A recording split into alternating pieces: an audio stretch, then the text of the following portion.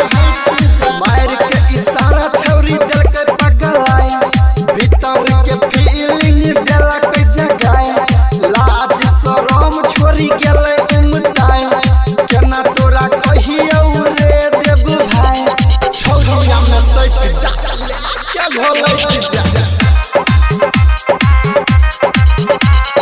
जल्दी से काम क्या वही जैसे होई जा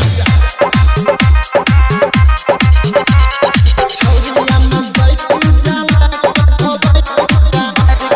सारा छौरी दिल के पगल डीजे शिवा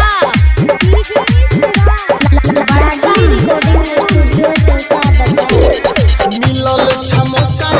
करो नहीं हो मिस गोरे गोरे गलिया पकाल एगो किस डर लागे छे बदनाम हो जेबे कहै छे धनंजय सर आम हो जेबे धीरेन्द्र हो सट जाला के भलैत जा